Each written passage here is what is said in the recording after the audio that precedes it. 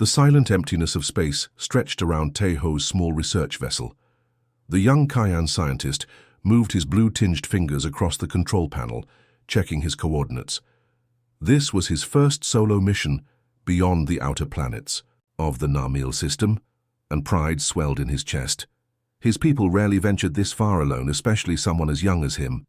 Navigation systems functioning normally, he recorded into his log.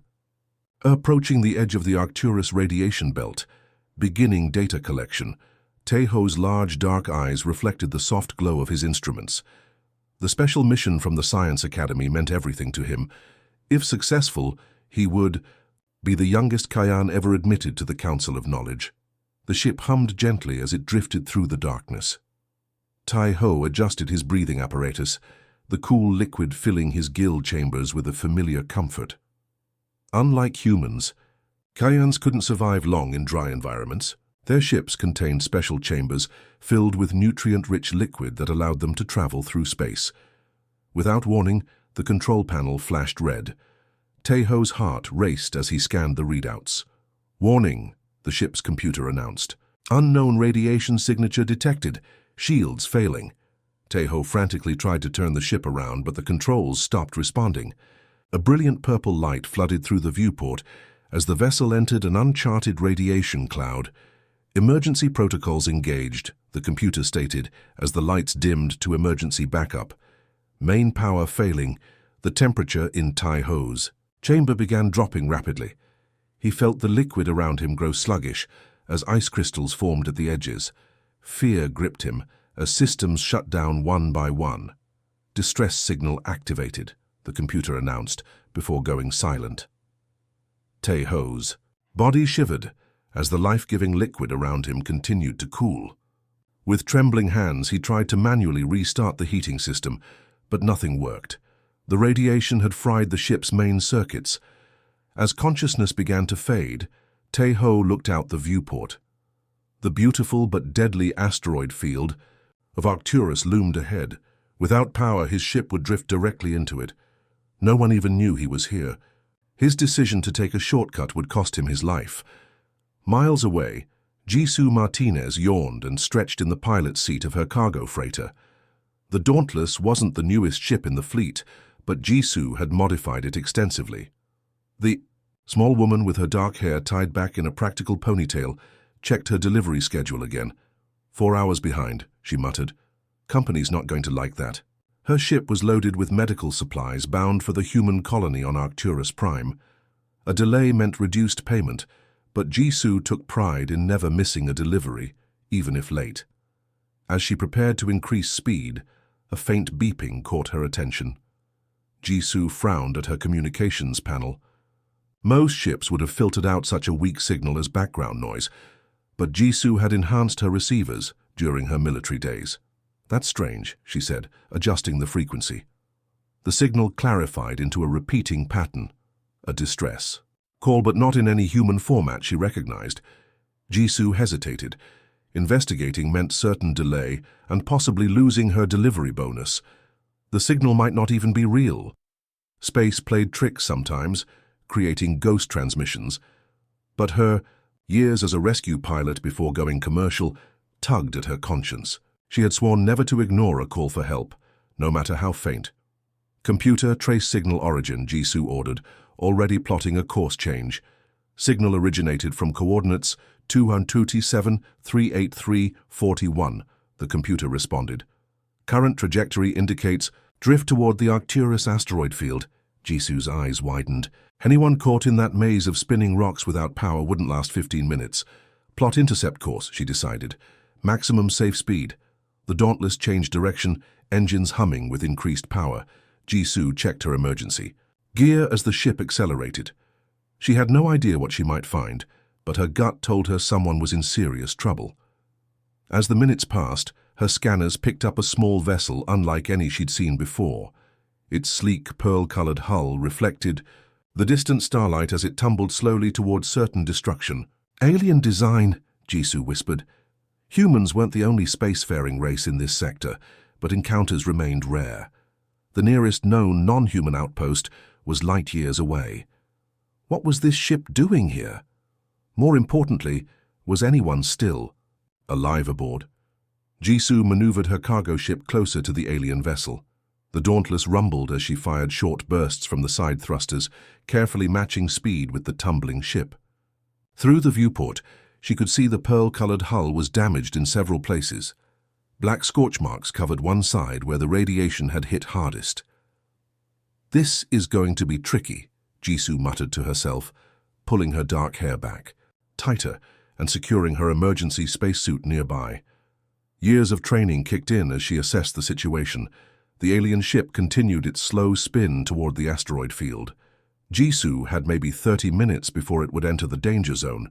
She needed to act fast. "Computer, scan for life signs," she ordered. The scanner hummed for several seconds before responding. "One life form detected. Signs indicate critical condition." Jisoo nodded grimly. The alien was still alive, but probably not for long without help. She guided her ship alongside the drifting vessel, looking for a docking port. The alien design was completely different from human ships. There was no obvious way to connect. "Looks like we're doing this the hard way," she said, reaching for her emergency kit. Jisoo put on her spacesuit and tested the seals twice. The helmet clicked into place as she entered the airlock. With a deep breath, she launched herself across the short gap between ships, using her suit's small thrusters to control her movement. Landing on the alien hull, she attached a magnetic anchor and pulled herself toward what looked like a hatch. The metal was smooth under her gloved hands, with no visible controls. Jisoo took out a small device from her belt and pressed it against the surface. The universal interface tool was designed to connect with various technologies. After several tense seconds, the hatch slid open. Jisoo waited as her suit analyzed the atmosphere inside. Warning: atmosphere contains high levels of chlorine and methane. Not suitable for human respiration. Jisoo checked her oxygen supply. 60 minutes. It would have to be enough. She pulled herself inside and sealed the hatch behind her. The ship's interior was dimly lit by emergency lights, casting an eerie blue glow throughout the curved corridors. Everything seemed designed for a being smaller than humans, forcing Jisoo to hunch slightly as she moved deeper into the ship. The air was thick and foggy even through her suit's filters. Following her scanner's readings, Jisoo made her way toward the life sign. She found the control room at the ship's center. Unlike human ships with chairs and consoles, this one had what looked like a large tank filled with liquid. Inside floated the alien, humanoid in shape but with light blue skin and what appeared to be gills along its neck. Its eyes were closed, body drifting lifelessly in the now freezing liquid. "Hang in there," Jisoo said, though she knew the alien couldn't hear her. The liquid in the tank was crystallizing around the edges. Jisoo recognized the signs of a failing life support system. The alien needed that liquid to survive, just as humans needed oxygen. Without power to keep it at the right temperature, the alien would die within minutes. Jisoo examined the control panels. The symbols were completely foreign, but she recognized power conduits and energy flow patterns from her engineering training. The main power cells were dead, fried by the radiation. But if she could connect her ship's power to the alien life support system, she might buy them some time. Working quickly, Jisoo opened her emergency kit and pulled out power coupling adapters. She traced the cables from the tank to what must be the ship's power distribution node. With careful hands, she cut into the alien technology and began splicing her adapters into the system. "This better work," she whispered, connecting the final wire. She activated her suit's external power pack, diverting all energy to the alien's life support. For a moment, nothing happened. Then the liquid in the tank began to glow faintly. The crystallization stopped, and the temperature slowly rose. The alien's eyes suddenly opened, large dark orbs that fixed directly on Jisoo. Its body jerked backward in what could only be fear. It pressed against the far side of the tank, gills fluttering rapidly. Jisoo raised her hands slowly, trying to appear non-threatening. "I'm here to help," she said, knowing the alien couldn't understand her words but hoping her actions would speak for themselves. The alien's frightened gaze darted between Jisoo and the failing systems of its ship. After a moment, it seemed to understand its situation. It pointed toward a device near the tank. Jisoo picked it up carefully. A translator, she hoped. When the alien spoke, its voice came through the device as a series of clicks and whirs before forming broken words in her language. "Why human here?" it asked, each word clearly difficult for the translator to process. "Your ship was drifting," Jisoo explained simply. "I heard your distress call." The alien blinked several times, confusion evident in its expression. "Humans. Help, Kayans?" "I help anyone in trouble," Jisoo replied. What's your name?" "I am Tae-ho," the alien said. "You are?" "Jisoo," she answered with a small smile behind her helmet. "And we need to fix your ship fast." Tae-ho watched the human with a mixture of fear and curiosity. His people, the Kayans, had limited contact with humans, but the stories described them as dangerous and primitive. Yet here was this human, risking her life to save him. The contradiction confused him. Jisoo examined the ship's control panels more closely. Her oxygen meter showed 40 minutes remaining. The temporary power connection she had made was keeping Tae-ho's life support functioning, but it wouldn't last long. "Ship broken?" Tae-ho asked through the translator. Jisoo nodded. "Radiation damaged your systems. We need to restore main power." She moved to what appeared to be the engine room. Tae-ho's voice came through the ship's internal speakers, guiding. "Hurita." The main power source was unlike anything Jisoo had seen before. 6 crystal rods arranged in a circular pattern. Each crystal was dull and lifeless. "Power crystals," Tae-ho explained, "need specific energy to function." Jisoo studied the crystals carefully. What kind of energy? Sound waves, specific pattern, frequency. Jisoo's eyes widened with understanding. She had read theoretical papers about crystalline power sources that responded to sound frequencies. Human scientists had tried to develop similar technology, but never succeeded. "I need to create the right sound pattern," Jisoo said, more to herself than to Tae-ho. She returned to her ship quickly, bringing back several pieces of equipment. Time was running low. The asteroid field was growing larger in the viewport. Jisoo connected her communication device to the crystal chamber, programming it to emit various sound frequencies. "What frequency?" she asked. Tae-ho's voice sounded weaker. "Don't remember exactly, or between 15,000 and 20,000 hertz, Jisoo frowned. That was a wide range to test, and her oxygen supply was dropping faster than expected. The ship's toxic atmosphere was putting extra strain on her suit's filters. She started the sequence, watching the crystals carefully. Nothing happened at first. She adjusted the frequency higher, then lower. Still nothing. "Come on," she muttered. Wiping sweat from her forehead inside her helmet, an idea struck her. Jisoo pulled out her personal music player from her suit pocket. It was an old model, modified to play across all audible frequencies. She connected it to the amplifier and played a rising tone sequence. At 1732 hertz, the first crystal flickered, with faint light. Jisoo smiled and narrowed the range, continuing to adjust. One by one, the crystals began to glow. "It's working," she exclaimed. Tae-ho pressed his hands against the tank glass, eyes wide with amazement.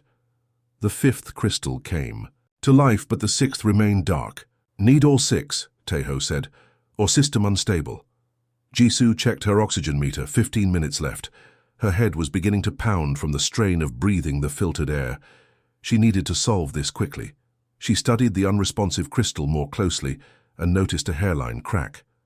The radiation must have damaged it. The crystal couldn't resonate properly because of the fracture. "It's broken," she told Tae-ho. "We need a replacement." Tae-ho's expression fell. "No replacements. Special crystals from Homeworld," Jisoo thought, quickly. The crystal was similar to quartz in structure. Her cargo included medical supplies for the Arcturus colony, including ultrasound equipment with quartz resonators. "I have an idea," she said, rushing back to her ship. Minutes later, she returned with a quartz component from her medical supplies. It wasn't an exact match, but it might work well enough to get them to safety. "This won't last long," she warned, carefully removing the damaged crystal and fitting the quartz piece in its place. She adjusted the frequency again. The makeshift crystal glowed weakly at first, then brighter. The entire array hummed with energy. Throughout the ship, systems began to reactivate. The liquid in Taiho's tank warmed properly. The lights came on. Navigation systems rebooted. "You did it," Taiho said, his voice clearer now through the properly functioning translator. "How?" "Our scientists say humans lack understanding of resonance technology." Jisoo smiled behind her helmet. "Sometimes you don't need to fully understand something to make it work.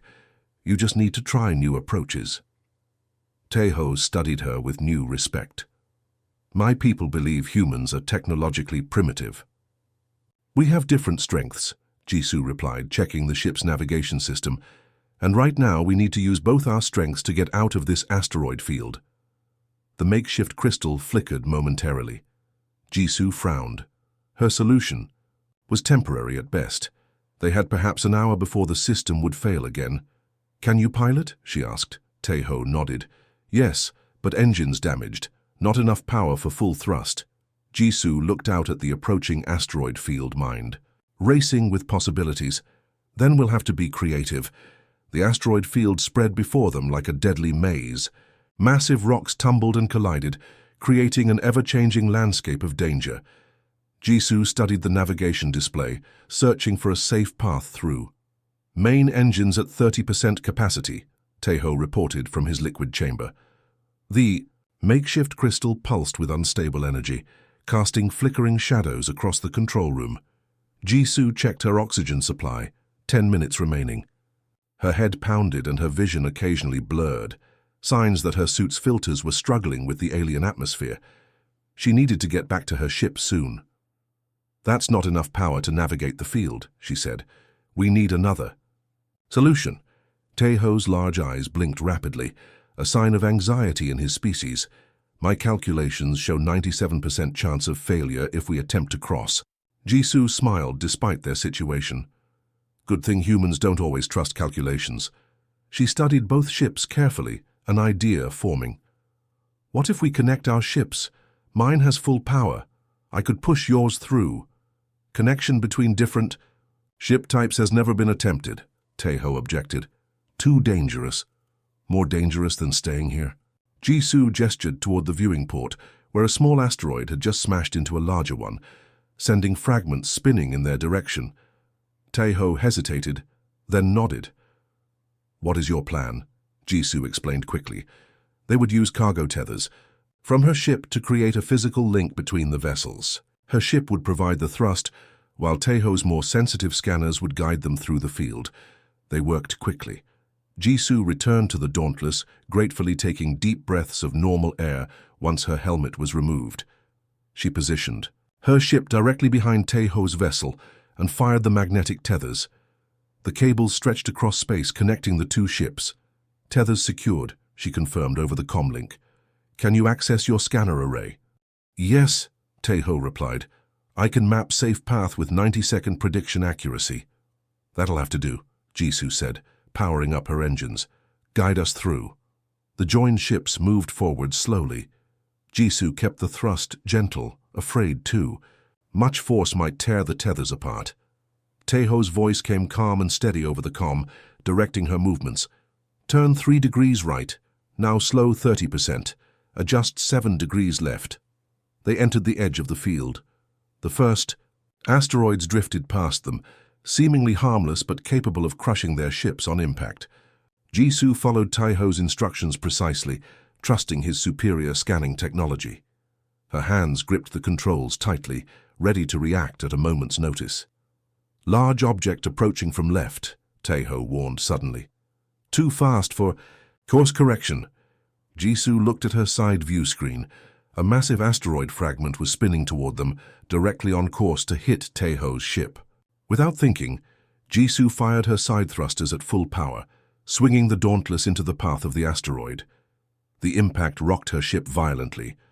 Warning alarms blared as the asteroid scraped along the Dauntless's hull, tearing into the starboard cargo section. "Damage report!" Jisoo shouted over the noise. "Starboard thrusters offline," her computer reported. "Hull breach in Cargo Bay 3. Emergency seals engaged." "Are you injured?" Taiho asked, his voice concerned. "I'm fine," Jisoo replied, adjusting controls to compensate for the damage. "Keep guiding us, we can make it." For the next 20 minutes they worked in perfect coordination. Taeho's precise navigation and Jisoo's skilled piloting complemented each other. When technology failed, human instinct took over. When human senses were limited, alien technology filled the gap. The makeshift crystal in Taeho's ship began to fade, its energy nearly depleted. Systems started shutting down one by one. Jisoo increased power to her engines, pushing harder as Taeho's ship grew heavier with each passing minute. "I'm losing scanner range," Taeho reported, his voice tense. "Only 15 seconds of prediction. Now, tell me what you see," Jisoo said calmly. "I'll handle the rest." A massive asteroid loomed directly ahead, blocking their path. Taeho's scanners detected a narrow gap on its far side, their only escape route, but reaching it required perfect timing and speed. "We'll need full power to make it through," Jisoo said, her fingers dancing across the controls. "The crystal is failing," Taeho warned. "My ship may lose all power before we reach the gap." Jisoo made a split-second decision. She diverted emergency power from her life support to the engines. The Dauntless surged forward, pushing Taeho's vessel toward the narrow opening. "Almost there," she whispered, sweat beading on her forehead as the temperature in her ship rose. They shot through the gap with barely inches to spare. The asteroid's rough surface scraped against both ships, sending vibrations throughout the hulls. Then suddenly they were through, open space stretching before them. "We made it," Taeho said, his voice filled with disbelief. Jisoo leaned back in her chair, exhausted but smiling. "Told you calculations aren't everything." The journey to the Kayan outpost took 3 hours. Jisoo's damaged ship limped alongside Taeho's vessel, both connected by the tethers that had saved them.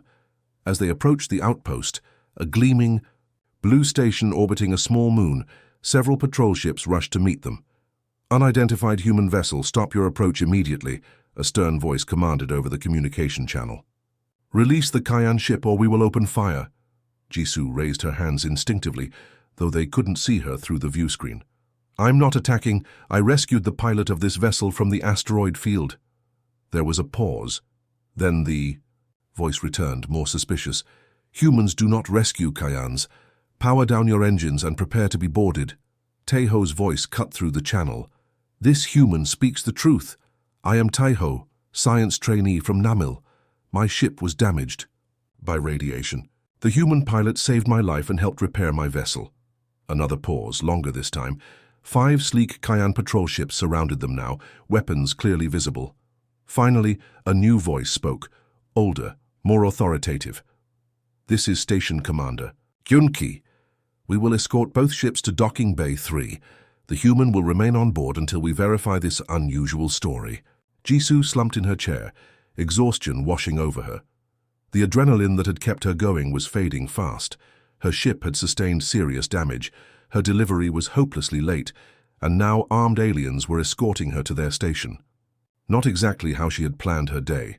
The docking procedure was tense. Kayan security officers in protective suits boarded the Dauntless first, weapons ready. They escorted Jisoo to a sealed chamber where she could safely remove her helmet. Through a clear barrier, she could see Taeho arguing with several older Kayans, their gills fluttering in what she guessed was agitation. Hours passed before Commander Yunki himself arrived. The elderly Kayan studied Jisoo with large, unblinking eyes. "We have reviewed the ship logs," he said finally. "It appears trainee Taeho's account is accurate.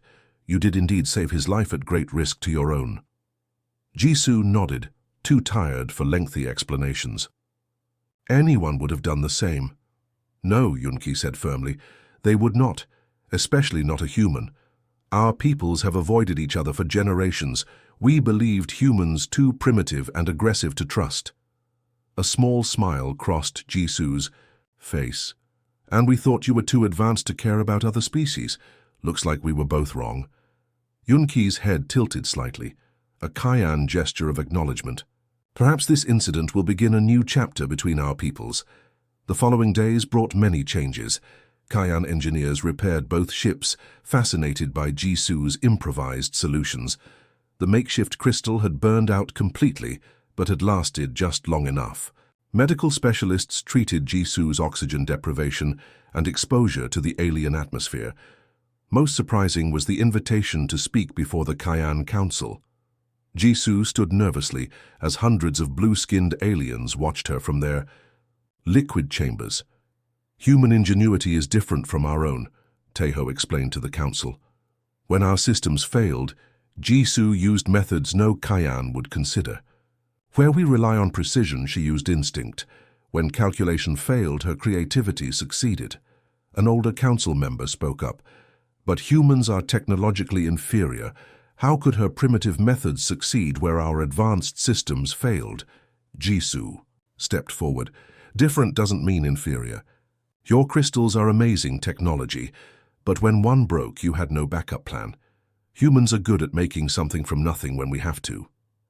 The council deliberated for hours before reaching their decision. Commander Yun-ki delivered the news personally. The council has voted to establish formal relations with humans, he announced, beginning with a technology exchange program, and you, Jisoo Martinez, will be offered the position of first human ambassador to the Cayenne people. Jisoo blinked in surprise. Me? I'm just a cargo pilot. Taeho smiled, a gesture he had learned from her. You are the human who changed everything. Who better to build the bridge between our worlds? 1 year later, a new ship launched from the Cayenne outpost. Named Bridge, it featured both human and Cayenne technology, the best of both worlds. Its co-captains stood on the bridge, watching the stars stretch before them.